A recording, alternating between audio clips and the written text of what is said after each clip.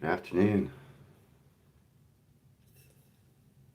It got even colder here in Dallas. Gonna be a chilly day. I didn't really check the temp. It's definitely colder today, but sunny. So nice. It's gonna be nice. Probably good for working outdoors. Might be chilly in the shade this morning, but hey Ben, hey Nikki Brooke, hey Terry. That video caught me off guard. Hey Sue. It was happy anniversary to Sue. What, yesterday? Or the day before? Hey Genghis. Yeah, out now on my channel. I didn't know the oldest cinema in the UK was in Cleveland. I didn't know that. It caught me off guard. I was like, Cleveland?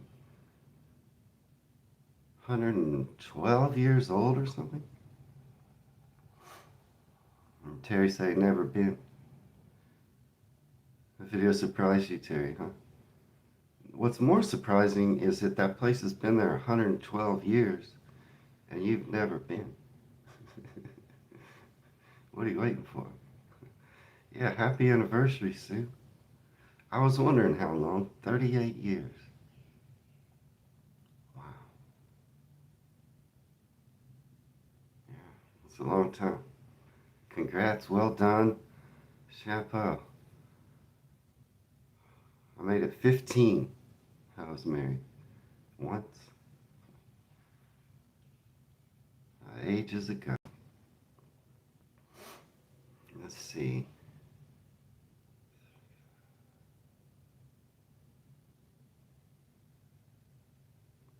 I've been not married for 22 years. So, 38 years. Yeah, that's a long time. My parents were married, well, until my dad died, but for 40 something years. My grandparents were married for 50 something years, closer to 60. Isn't that crazy? My grandparents, on my mom's side.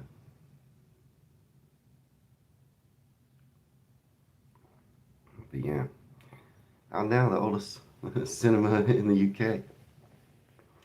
Apparently, it's in Cleveland. 22 years, Nikki Brooke. No chance of parole yet. Well, always hoping. I'm just kidding. I'm just kidding. It's good. I mean, my parents were married their whole life until my dad passed, and my grandparents. Much respect for that. Another 2 pounds. Give you a Fitbit. Well, she wants you to move around, Terry. Yeah, just a few more years. Giga says to Nikki Brooke. Now, I think that's great. I wished I'd had a lifelong partner, but didn't work out. It was the dream, though. So, yeah, colder here today than yesterday. Oh, he reckons a marriage license. It is the only one. It doesn't expire. Well, till death. Till death. And it expires. But, what is the Meatloaf song? Y'all know that song? Paradise by the Dashboard Lights. And he promises to love her till the end of time. And then he says, now just praying for the end of time. That is what Nikki Brooke is saying. But no, you're probably happy you stayed that long. That's good, John. What do y'all know about Buffalo Bill Cody? Y'all know much? It's today's topic. Buffalo Bill Cody came to England 1887 and brought his Wild West show. Is that still like, is that well known around there? Did that happen? Or do y'all even know who Buffalo Bill Cody and his Wild West show is nowadays? But apparently when it came, it was a big deal.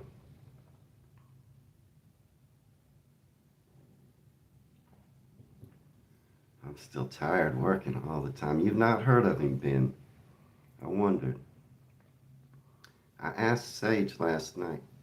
I mean, Ben and Sage, y'all are close in age. Not too far apart. You've heard of him? Was he a con man, Nikki? Well, he was a showman. He came 3 times. Yeah, it was popular, see. You remember your great-grandfather saying he saw a show when he came to the UK? I didn't know much about his trips there. I just knew he'd come. Then I got some information I could read.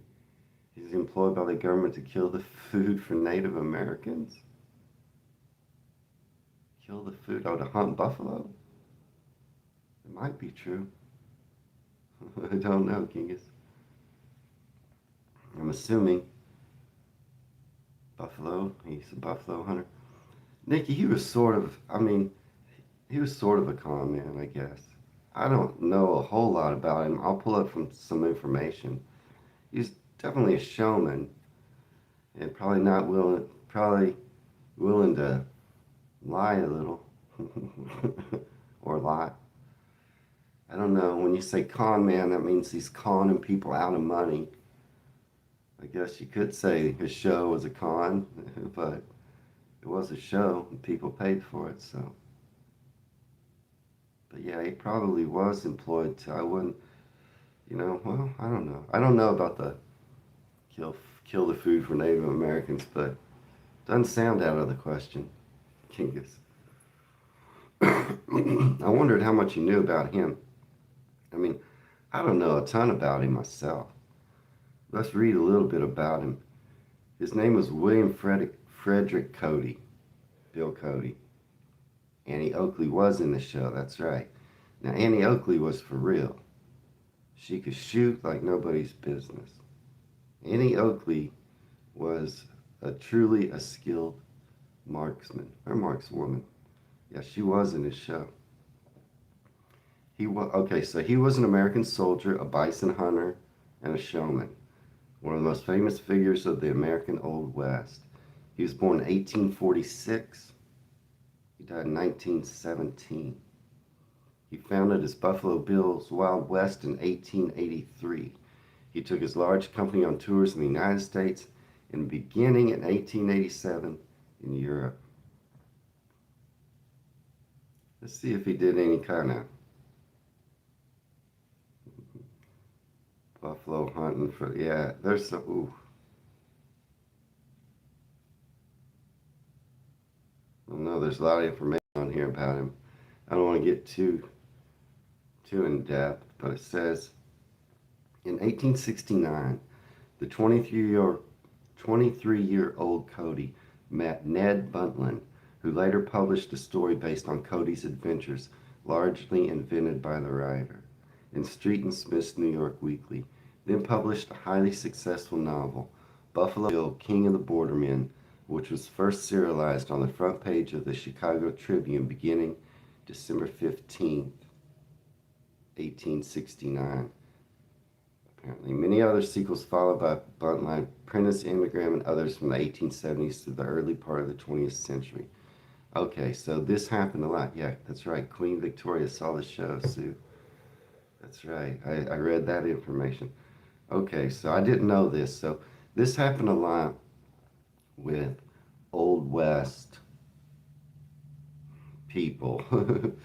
So back east, they were fascinated with the West and the stories that they would hear. And so writers, looking for a quick buck, they take a figure, apparently like Buffalo Bill, or someone like Billy the Kid, or someone like Jesse James, and they would write these stories about them that they just made up. They were myths. They were maybe partly based on truth, but not really all true. They just made up stories and to, sell articles or novels. And it made up stuff about real people basically. You know what I mean? And back east, they love that stuff.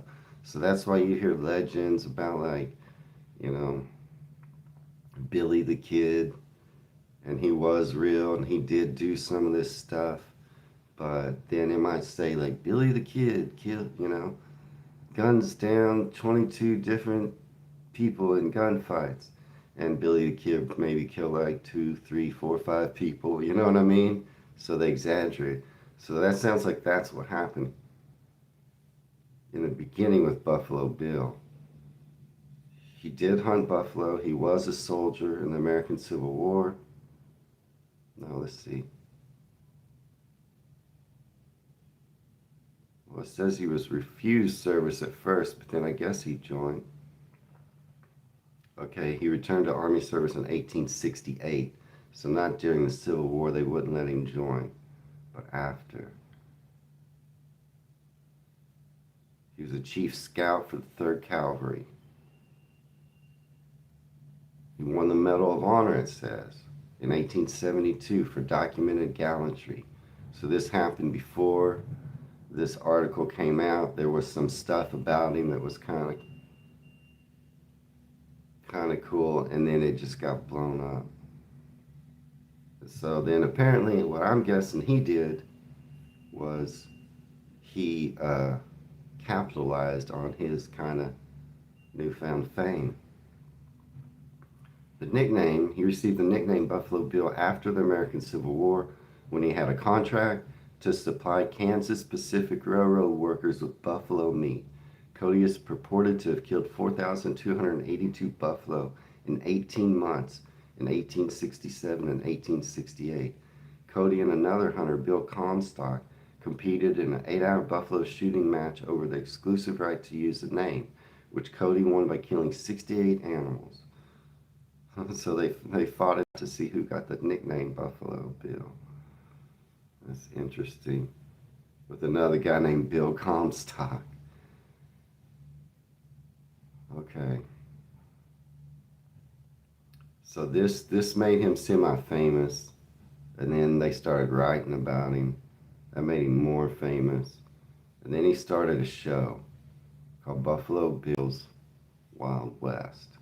In December 1872, he traveled to Chicago, made a stage debut with his friend Texas Jack in a show called The Scouts of the Prairie, one of the original Wild West shows. This effort was panned by critics. One critic compares Cody's acting to a diffident schoolboy, but the performance was a hit with sold-out crowds. So that's probably what you're talking about, Genghis. He was hired to kill buffalo to feed the railroad workers. That's what this says. So he started acting in the show in 1872 that was produced by someone else. And then in 1873, he invented Wild Bill Hickok. Oh, he invited Wild Bill Hickok, that's another character, to join the group in a new play called Scouts of the Plains. Hickok did not enjoy acting, often hid behind scenery. Okay. Cody founded the Buffalo Bill combination in 1874, in which he performed for part of the year while scouting on prairies the rest of the year. In 1883, he founded Buffalo Bill's Wild West, a circus-like attraction that toured annually. So that started in 1883. All right, so that's kind of a brief overview of who he was. But then in April 1887, he entered his steamship, the state of Nebraska. He was from that area, or he was famous for being in that area. Nebraska was like his home. He had a steamship called the State of Nebraska. It entered the Thames and anchored at Gravesend 14 days after leaving the United States. Despite a rousing send-off, according to Colonel William, that's him, Buffalo Bill Cody, thousands there to see the travelers away, the voyage was not easy. It was met with headwinds for much of the trip, but what made his trip unusual was its passengers, including nearly 100 Native Americans. The weather was cold when they arrived in England. There had been snow earlier in the day, and the Indians wrapped themselves in their blankets to greet officials from the American exhibition. It says the newspapers were enthralled with the arrivals, who made up a part of Buffalo Bill's Wild West show, describing them as the selected representatives of several nations, including the Sioux, the Cheyennes, and the Pawnees. The chiefs were reserved and dignified, while the men were of the highest type of physical humanity and apparently possessed all the traditional calm associated with the Native American character. Indeed, the noble savage had come to London, which was about to be taken by storm, but the most popular person in the show was Buffalo Bill Cody himself. Y'all know what he looked like?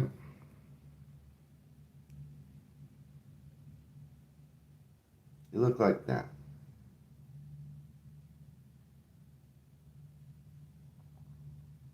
You're wondering what he looked like. Okay. So he was a big deal when he arrived there. Says, and he brought his whole show and all the Native Americans that were in the show. Says many of the animals which were part of the show were also new in Europe, and there were more than 160 horses which took part under the direction of Buffalo Bill. The animals and cast members of the disembarked at Albert Dock, from where they went by train to the American exhibition at West Brompton, which was scheduled to open at Earl's Court in May. The American exhibition had been in preparation for 3 years and was a privately funded project, with 1/3 of the capital coming from English sources and the remainder from American investors. The Wild West show was to be the centerpiece of the exhibition, having attained unexampled popularity in the United States. Yeah, so it was a big deal in the United States. They have made movies about Buffalo Bill. There was one not long ago. I didn't see it. I mean, I don't know, maybe 20 years ago. I can't really remember who played him. I didn't see it. Let's see. So, I'm going to try to get to the part where Queen Victoria came.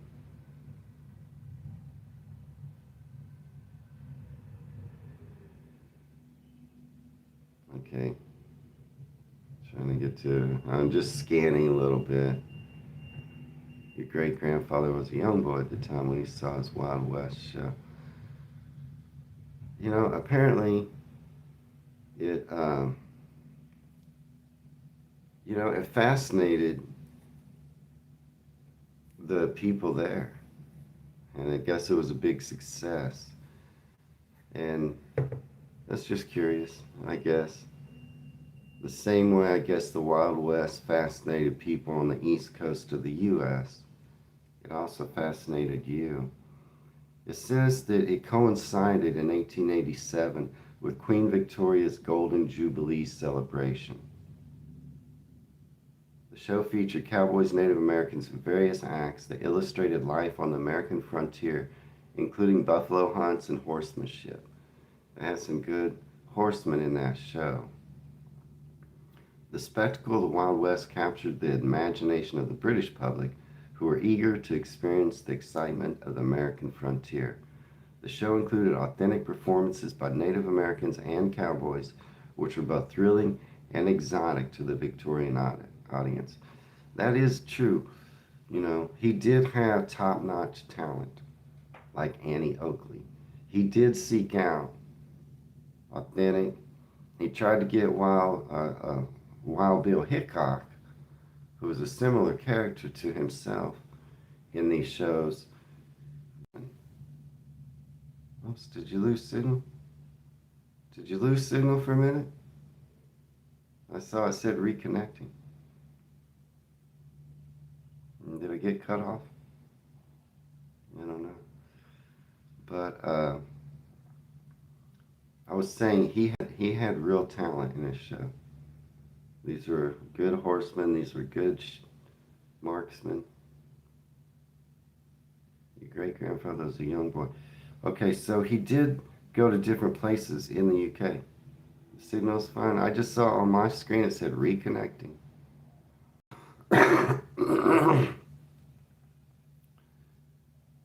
Okay, good. See, that's weird. On my screen it just said reconnecting. Okay, the show toured various cities in England, including a notable performance in Stoke-on-Trent.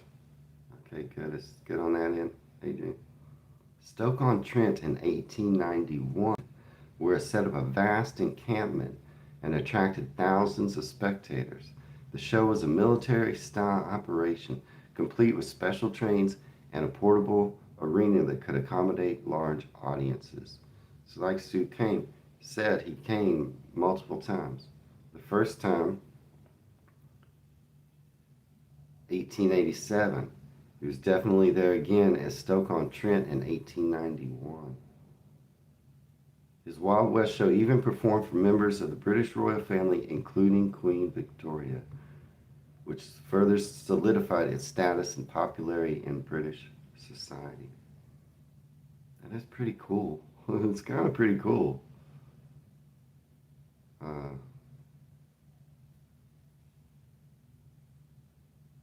It's interesting that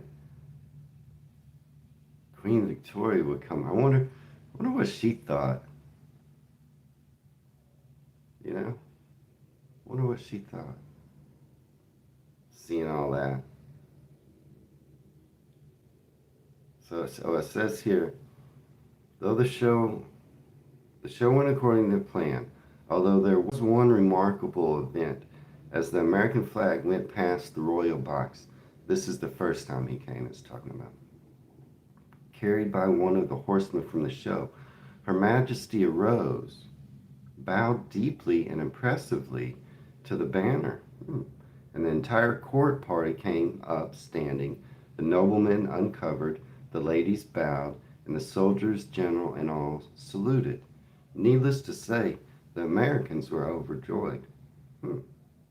The continuing large numbers at the show were indicative of the good press it received and probably the fact of the Queen's attendance. After the performance, Buffalo Bill was presented to the Queen, who, according to the Times of May 12th, expressed herself as greatly pleased, and went on to tell him that she only regretted that her time was so limited and she would like to come again. Now, this is from a website. This is an article written, it's called Victorian History, and it's from a website called VIC, short for Victorian, HIST. So, I don't know the author, I don't know their sources, but according to this, she bowed to the American flag and loved the show. I've lost it now, but let's see. As the American flag went past the royal box, she arose and bowed deeply and impressively, met Buffalo Bill, and expressed herself as greatly pleased. I wonder if that's true. But the newspapers did report that she was there and did like the show, and it did help it catch on. Pretty interesting. Yeah, I'd love to have been there and seen that. It says here the Prince of Wales was particularly impressed by the shooting of the two young women, Annie Oakley and Lillian Smith. Sue knows who Annie Oakley is, I'm assuming, because she brought her up. I don't know if the rest of you know who Annie Oakley is, but she was a markswoman. She was very skilled at shooting and, you know, arguably maybe the best. Maybe the best. A lot of, you know, some people say, she's pretty good for a woman. No. She was awesome. She was one of the best marks people at the time, along with Lillian Smith, congratulating them. So the Prince of Wales congratulated Annie Oakley and Lillian Smith on their skills, but the high point of the performance was the series of attacks by Indians on a wagon train, a stagecoach, and a settler's hut, and the gallant rescue in each case by a company of scouts under the command of Buffalo Bill. At the end of the performance, the royal party was given a conducted tour of the campsite. So that's what the show was. You saw a documentary about her a while ago. She was something else, wasn't she? So, Annie, get your gun. That's right, Adrian. Nicky Brooks. I think there's a documentary about his show coming to the UK. It was years ago when you saw it. Yeah, that's what they did is they reenacted like, oh, the savage Native American is attacking this wagon train. Look at us. We will shoot them down. Wells Fargo? Well, no, they're talking about wagon trains. Wells Fargo was a wagon service. You could get travel on it. Wells Fargo would transport goods or gold or money. They're a bank now in the U.S. But these were, usually depicting travelers. And then they would come in and shoot the Native Americans or fend them off. This was the show. Buffalo Bill would ride in, rescue whatever from Native Americans. That was the show. And then there were shooting exhibitions, riding exhibitions, trick shooting or trick riding, stuff like that. It's just this crazy, huh? It says that not everyone was enthusiastic about the Wild West show as Queen Victoria. While the behavior of most of the troupe was exemplary, there were, of course, exceptions. Late in July, Jack Ross, a member of the show, was charged at the Thames Police Court with being drunk and willfully breaking a glass plate window at the Old House Revived public house. A few days later, in early August, Richard Johnson, billed as the giant cowboy at the Wild West show, was charged with assault, including that of 2 police constables, one of whom had to be hospitalized.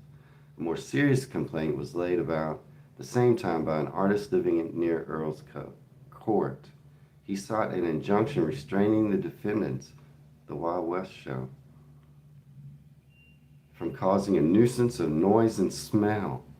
He argued that the shouting of the performers and the roars of the crowd, including the sound of the brass band, was excessive, and the smell, particularly in the hot weather, of the horses and buffalo were overwhelming. Affidavits and counter-affidavits were offered, and it was argued that the noise could not possibly be any worse than that caused by no less than 476 trains that daily passed within 50 yards of the plaintiff's house. So the plaintiff lost. That's crazy. Somebody tried to sue him for being too noisy. Interesting, though, that type of thing caught on. How would it do today if a show like that came to the UK? I don't think King Charles would go. Right? And Buffalo Bill, man, he made a pretty penny, didn't he? He made a pretty penny. Sounds like he just kind of got lucky that, his fame got widespread by some writer that was just trying to make a buck. And then suddenly, boom, he gets famous or more famous, then he's able to capitalize. I wonder how many buffalo he actually killed. I mean, it listed what, like 4,000 something? And it probably was true. But at the time, buffalo, hunting buffalo, not that hard. Used to have a theme park called American Adventure, which had a Wild West show. Like most things in this country, it's now gone. Well, it probably has faded in popularity. I mean, even here, we still have some that you can see at a theme park or a certain section of the theme park where they do Wild West shows, but it's not like a thing. You know what I mean? People aren't like queuing up to go. So he just started as a military guy and a scout, and then shooting buffalo with a contract from the government, like Genghis said, supposedly to feed the railroad workers as they crossed the vast lands there in the U.S., where you needed you couldn't ship in fresh, or there was no like frozen meat or fresh meat. You had to hunt and eat what was nearby as you fed all these workers. So I guess that's how he got his start. It is a shame that they were hunted to almost extinction in the U.S. The American bison. We call them buffalo, but they're not. They're American bison. And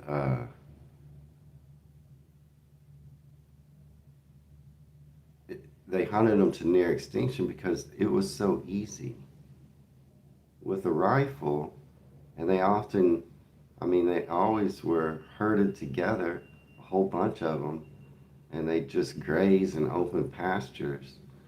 And with the coming of accurate rifles from a distance away, you could kind of just pick them off. So it's not like, oh, this guy was a great hunter and marksman. Nah. Anybody probably could have done it. That's why so many were killed. Anybody could have done it. But once he got kind of famous, he started capitalizing on it. So he was a showman.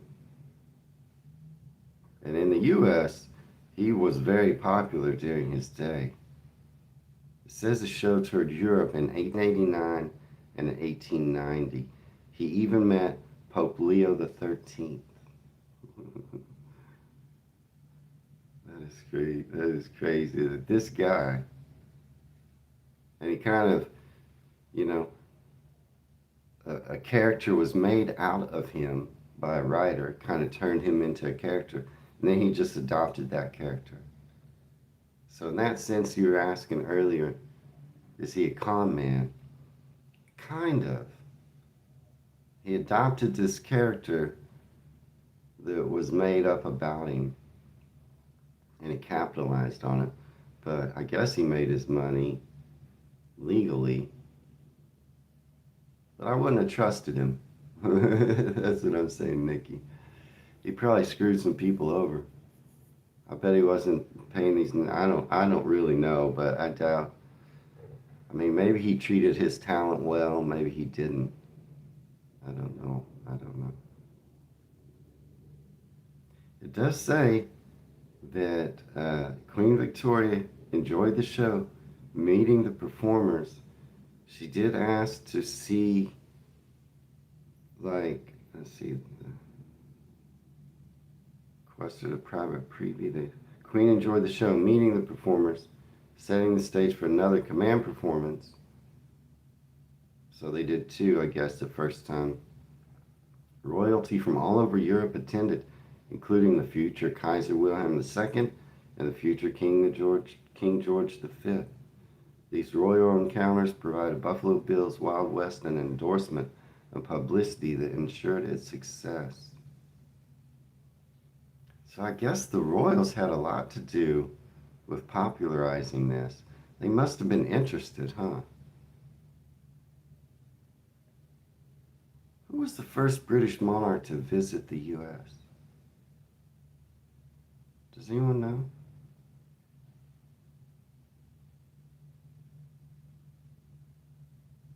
Did Queen Victoria visit the U.S.? I don't even know. I'm gonna look it up. Unless somebody knows. Does somebody know?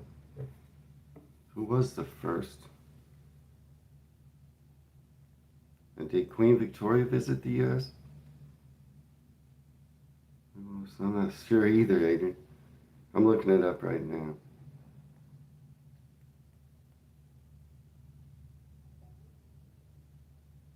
Because, yeah, I'm super curious. Did she visit here? Elizabeth II? You think she was the first one, Sue?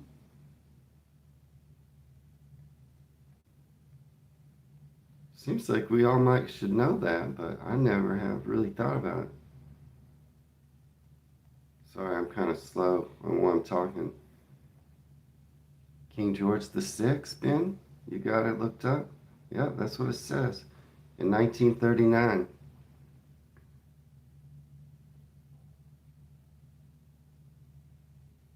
With Queen Elizabeth. Wait. 1939. King George VI and his wife Elizabeth crossed the U.S.-Canadian border at Niagara Falls, New York, marking the first visit by a reigning British monarch to the United States. The royal couple spent 5 days in America, visiting New York City and Washington, D.C., where they were warmly received and hosted by FDR, our president. The visit aimed to strengthen U.S.-British relations and garner support for Britain as the threat of war in Europe loomed. Talking about the First Great War, World War I. Huh. Wow. The first British monarch, 1939. I think the British monarchs were still a little mad about 1776. Because that's a long time, doesn't it seem like?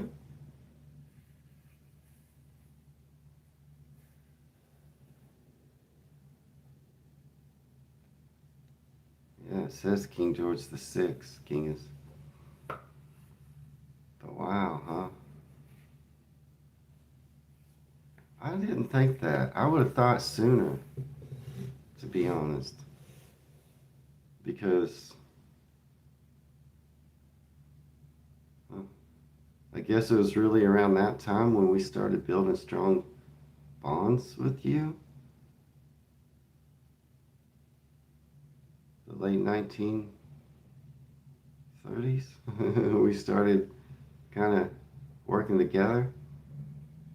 At first, did we have more of a cold relationship? I'm not really sure about how all that came apart. Because it is weird that, we revolted against you, and then over time you became really our greatest ally. Right, Ben? I thought it would have been earlier. So I guess we kind of slowly warmed back up to each other after 1776. Wonder who the first U.S. president to visit was. I bet we came before you did. Should we look that up? Ben, you're quick. Look it up. Who was the first U.S. president to visit?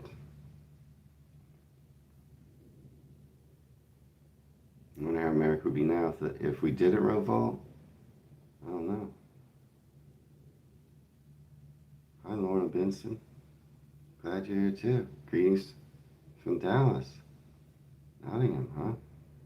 I haven't really looked too much at Nottingham. Yeah, Sue, you probably were a little busy with the Empire. But yeah, if the American Revolution never happened, we would have probably been more like Canada, right? Eventually a Commonwealth, and then probably eventually still an independent nation. That's what I would guess, right? I would say probably would happen a lot like Canada.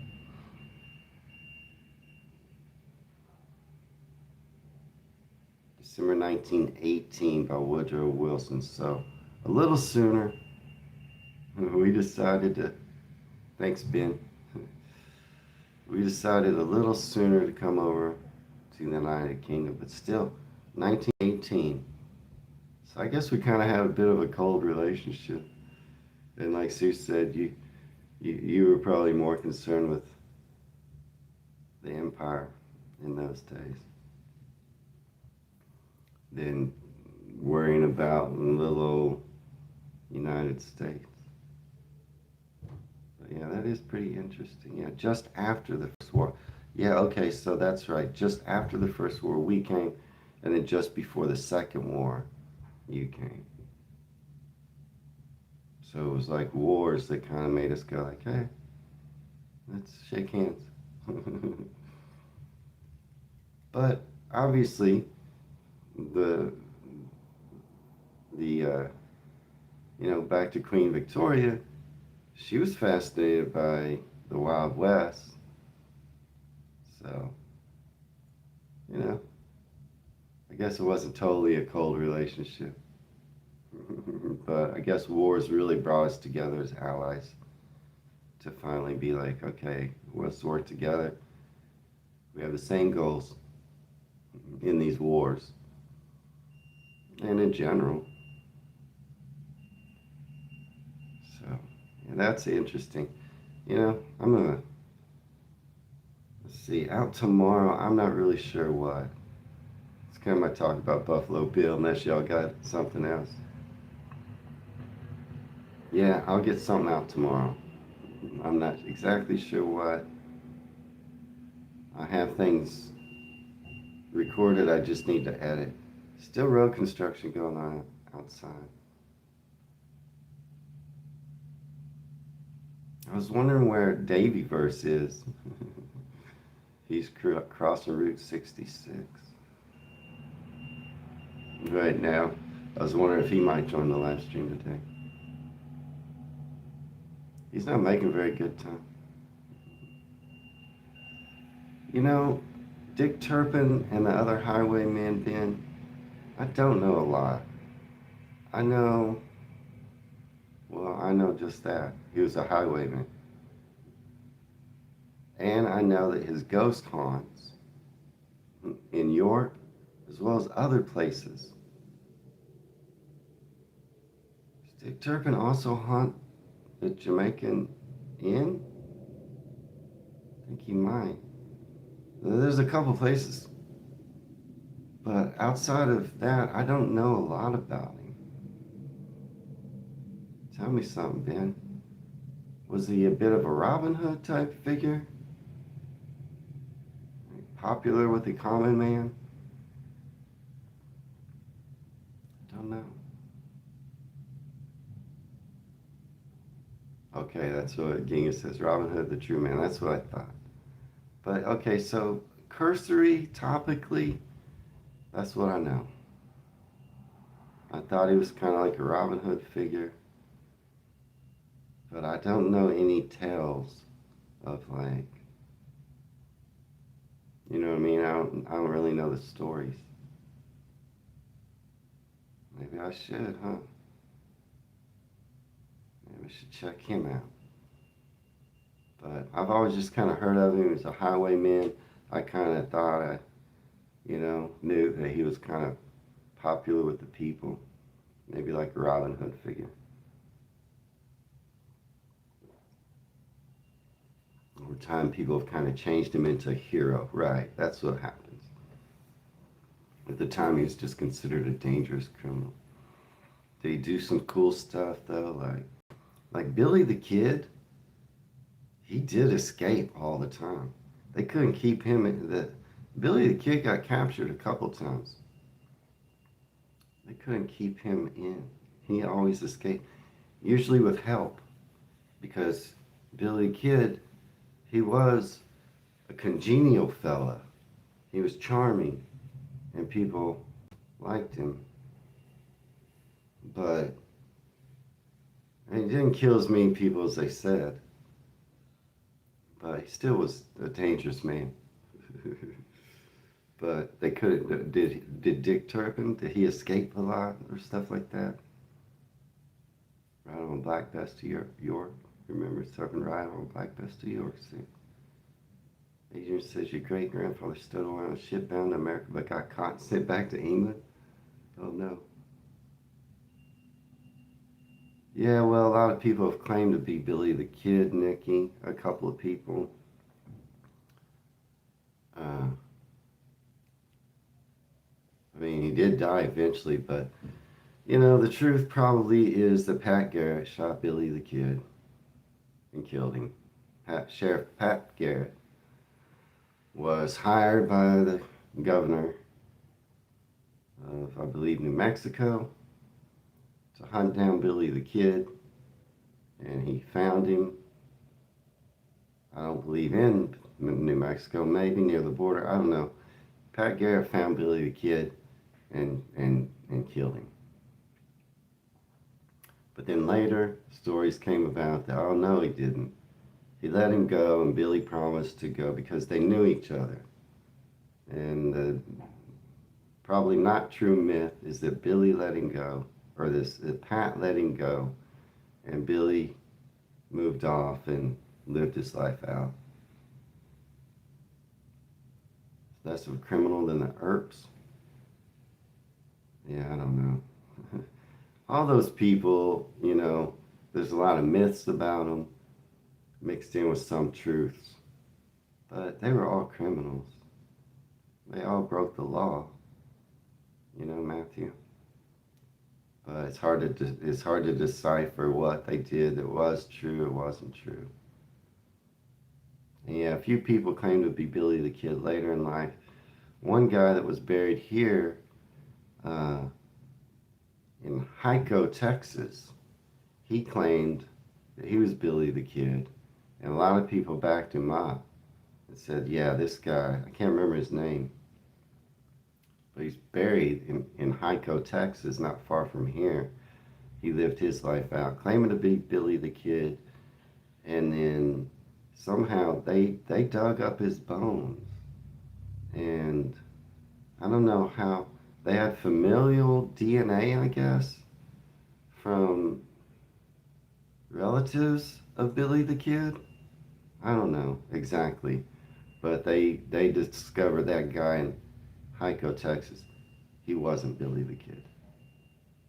Then there's been another person or two that's claimed to have been Billy the Kid. But he probably was shot by Pat Garrett. Uphold the law by breaking the law, King says. And I'm no expert. I don't know. I just know that it's probably more probable Billy the Kid was shot by Pat Garrett. That's what I think. But I wasn't there.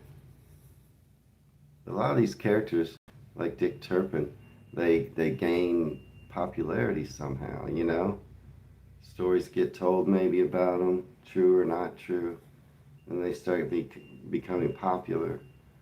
And then years later, they're kind of like, oh, that guy was cool. Sundance Kid was real, Kingus. Sundance Kid was a real person.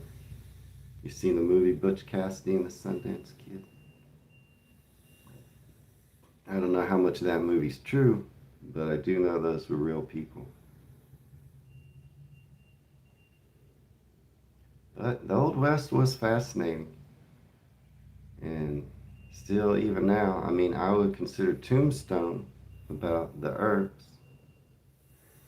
It's a good movie. I love Tombstone. I watch that whenever it's on.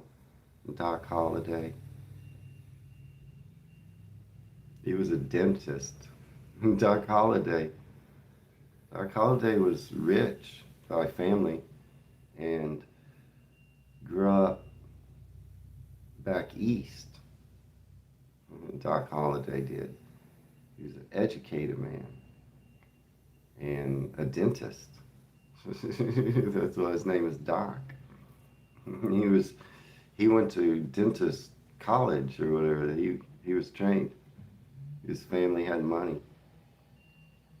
And then he went out west and became a gambler. What about Geronimo? He was really, yeah. Why'd you put Geronimo? Question mark. Dick Turpin was a TV show in the 70s. Okay, so that helped popularize his legend, huh? I'm not sure who Richard O'Sullivan was. Okay, I did not know that. When in the 70s? Ben, did you watch that show? Adrian's talking about? Or did anybody watch that show? But yeah, the Old West has always been fascinating, I guess. Not only for people here in the U.S., but all the way back to Queen Victoria. I was fascinated by it. But those types of things have faded in popularity. Now, before your time, I know, Ben, but still, y'all don't have reruns? Like, I watched a lot of shows that were before my time as a kid. Oh, but I guess back then, when I was a kid, we didn't have a lot of choices. You sometimes just had to watch whatever was on. That might be an old rerun. But Ben, the youngster he is, he grew up with social media and lots of choices. Right, Adrian, Google it, Ben. It sounds like it might be good. I might want to watch it. What was it called? Was it just called Dick Turpin? Yeah, you do like old stuff, huh, Ben? I wonder what Ben. Yeah, Sage is just a little younger than you, but my son. But you two are different. But some of the stuff that he doesn't like, that I do like, stuff that Sage doesn't like that I do like, I think you like. You know what I mean? I could put you two together, and you'd be like one son that likes everything I like.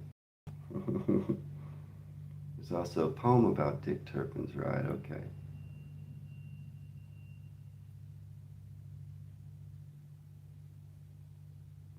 My Constantine, my ancestry got me interested in England because that's where it comes from, most of it, and my love of English lit.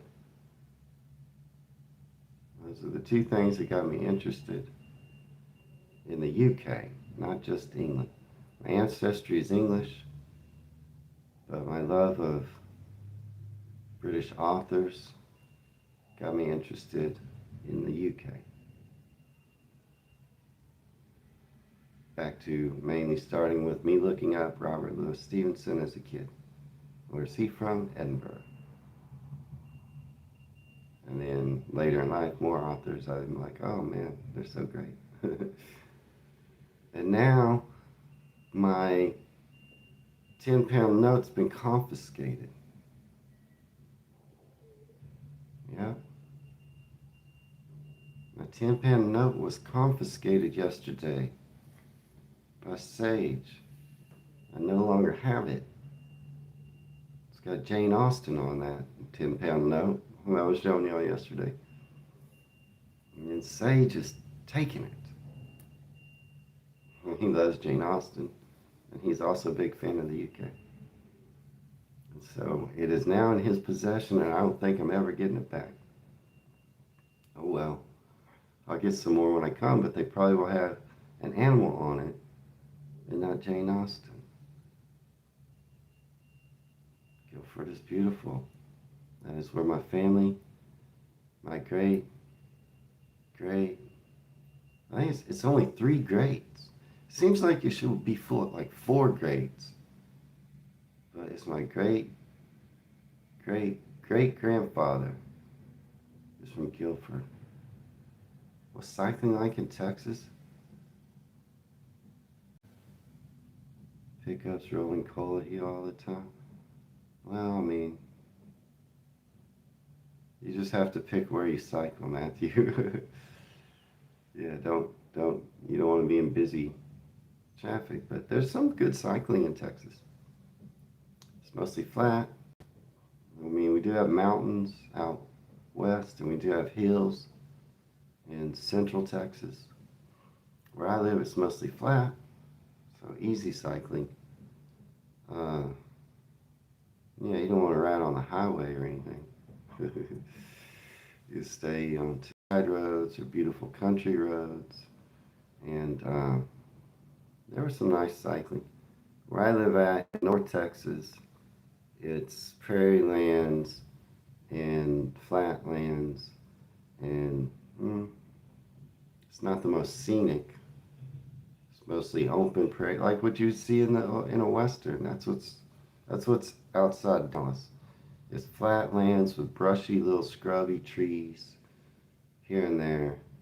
No giant tall trees. It's not heavily forested. There's cedar trees and mesquite trees. None of them are very tall. And they're kind of in clumps, but not all in a forest. That's what it's like. Flat. Not extremely scenic. If you want to ride down to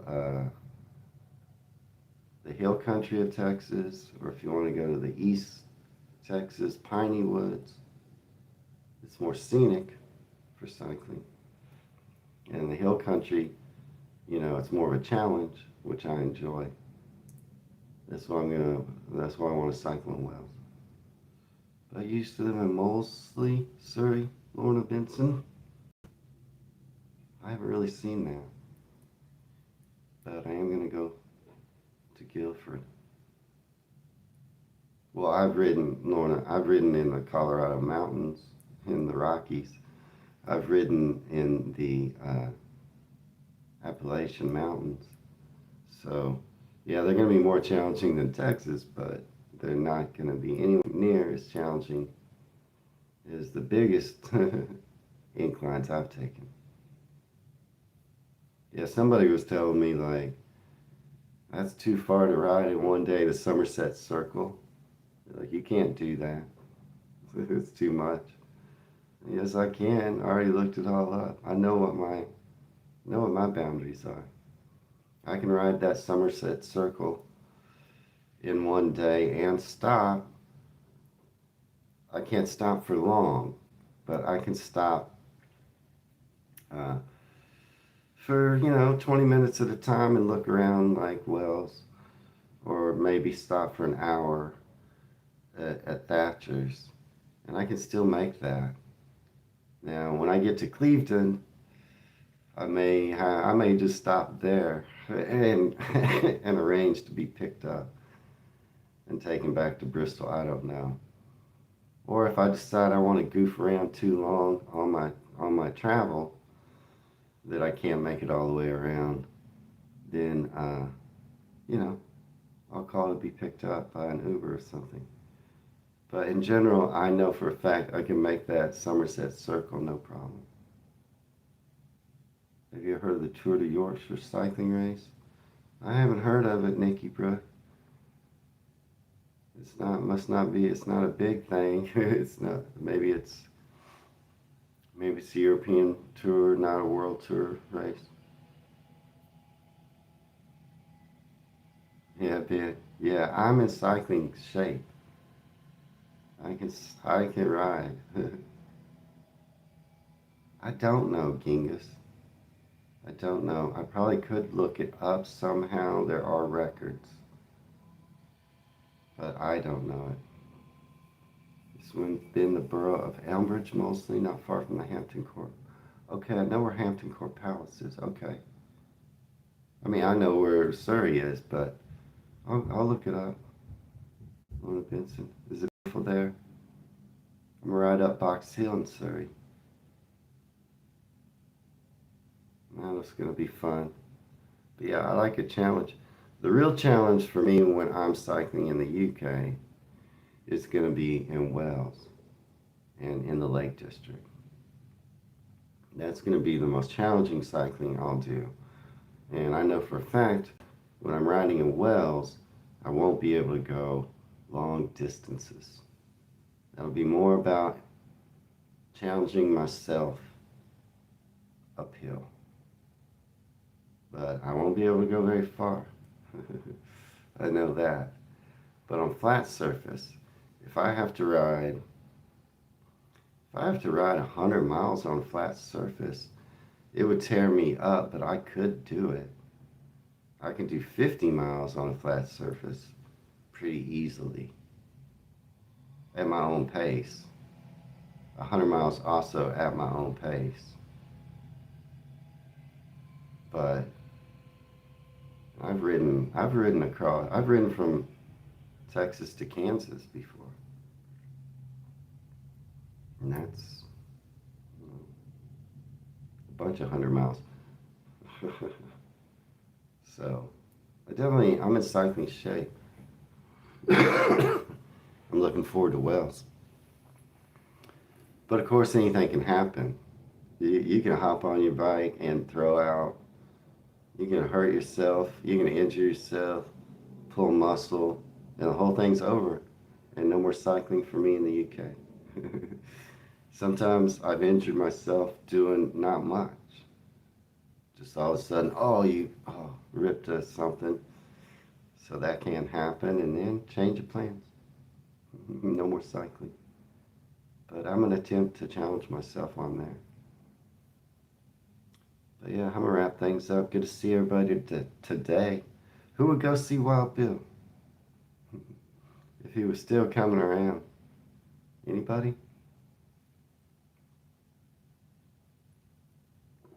And I'll get out something tomorrow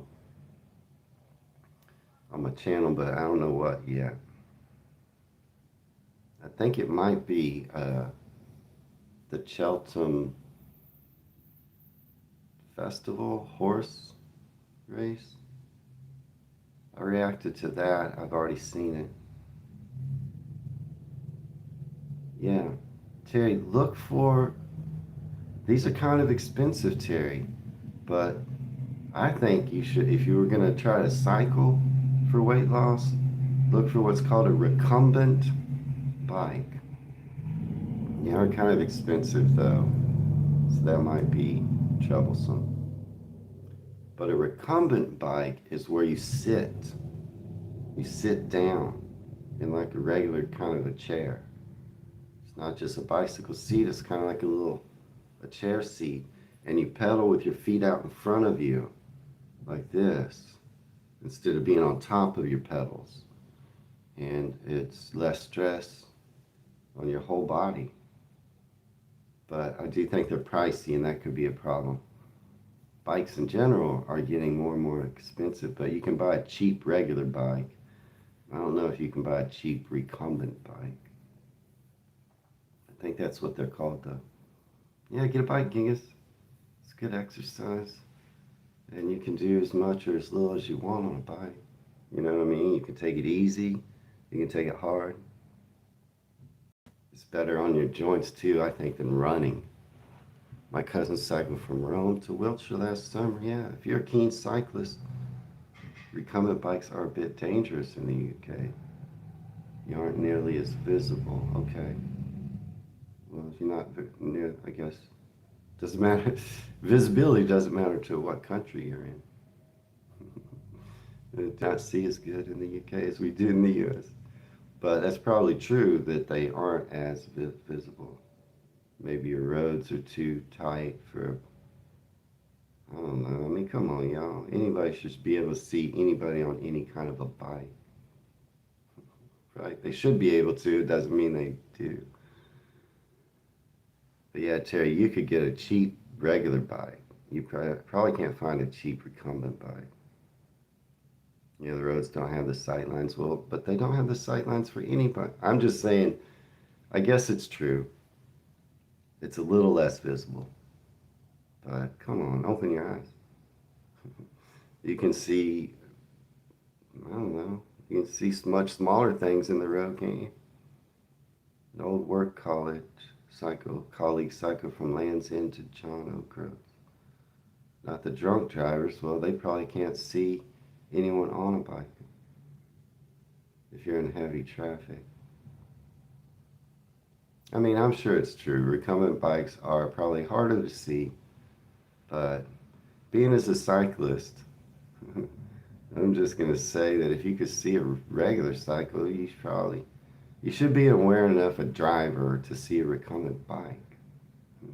They're not that much harder to see, I would think, but probably a little harder to see, Matthew.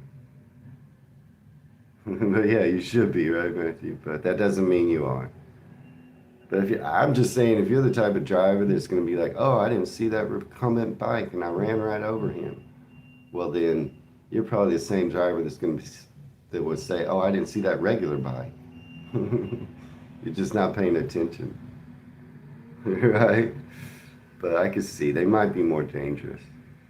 I mean, it's dangerous to cycle around where I live on a regular bike. Well, I've been knocked off my bike. Yeah, I've been knocked off my bike by vehicles. I've been bumped, hit, come too close to, had stuff thrown at me. It's dangerous, no matter what kind of bike you're on. But good to see you, Adrian and Matthew. Nice chatting with you. King, it's good to see you, and Terry. Good luck on the weight loss. Lorna Benson, nice to have you in the live stream. Nikki Brooke and Ben, good to see you all. Have a great day. Cheers to you, Sue, and everyone else. Congrats on the long marriage. Yeah, Nikki Brooke, good to see you. Everybody that was here, whether you chatted or not, good to see you. Hopefully I didn't miss anyone. Everybody have a good day. Cheers. Wayne from Dallas, Texas, signing out.